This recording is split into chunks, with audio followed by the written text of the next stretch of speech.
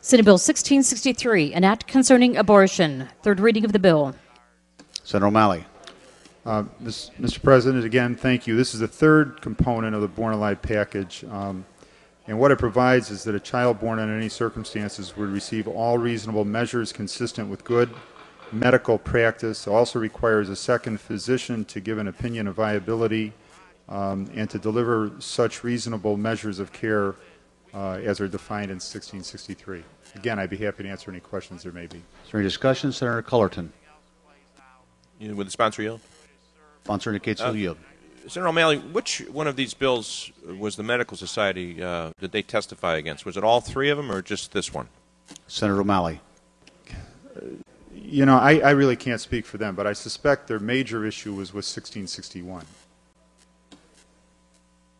Any further discussion? Senator Obama. Thank you, Mr. President. Will the sponsor yield for a question? Sponsor indicates he'll yield.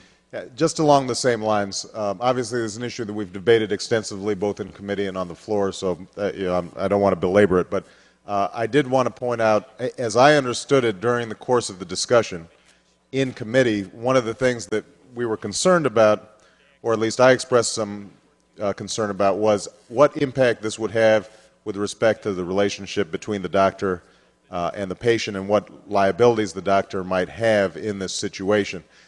So can you just describe for me, under this legislation, what's going to be required for a doctor to meet the requirements that you've set forth? Senator O'Malley. Senator Obama, first of all, there is established under this legislation that a child born under such circumstances would receive all reasonable measures consistent with good medical practice, and that's as defined, of course, by the the practice of medicine in the community where this would occur.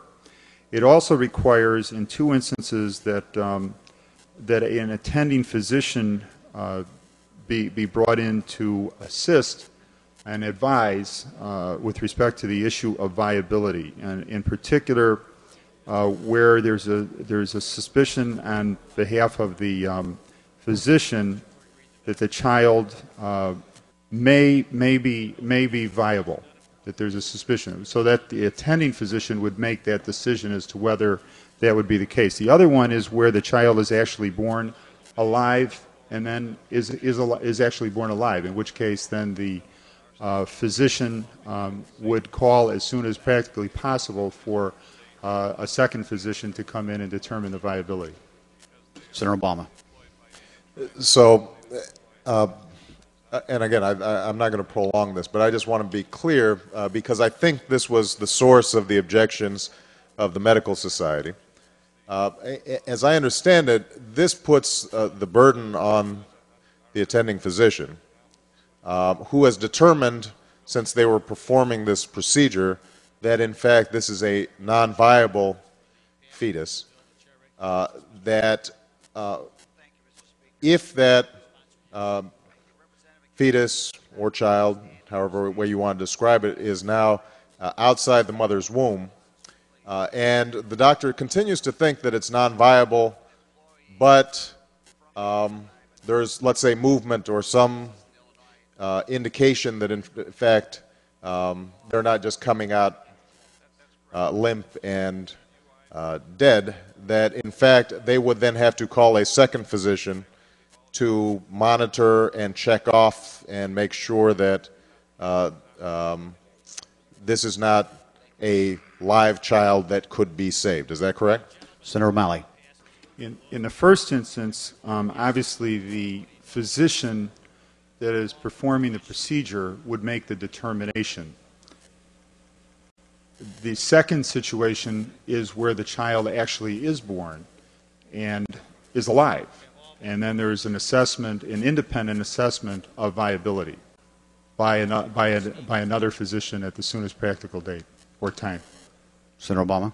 Let me just go to the bill very quickly. Essentially, I think, as this emerged during debate and during committee,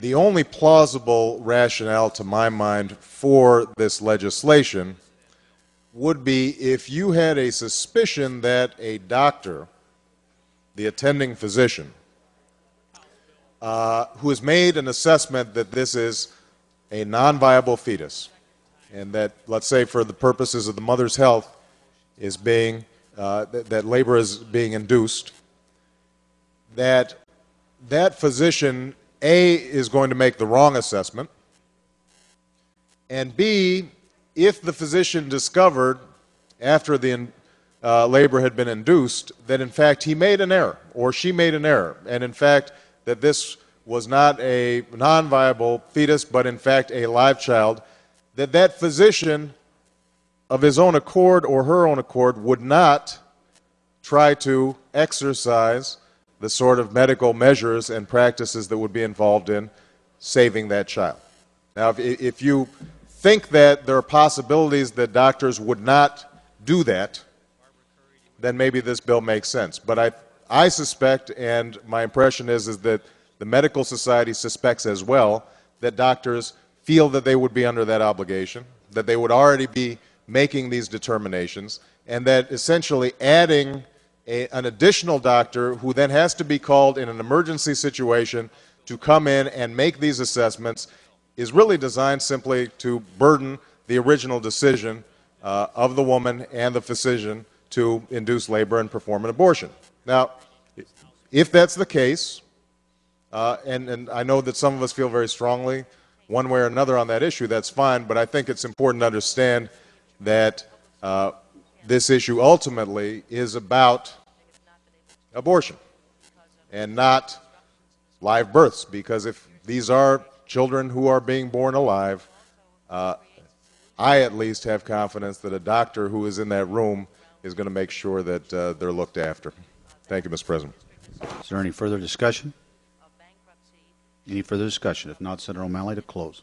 Thank you, Mr. President. I appreciate the comments from the previous speaker, but I can assure you that the interest of everybody, I think, in this state would be to protect the life of a child, including the physicians who were involved there. And I believe that the second opinion physician would actually, in many ways, protect not only the interests of that child, which is its primary responsibility, but to make sure that if there was any error in judgment of any kind by the primary physician, that the burden associated with that failure in decision would be minimized. And so I request your support of this legislation so that this package can move to the Illinois House, where it can be given some serious consideration. Thank you.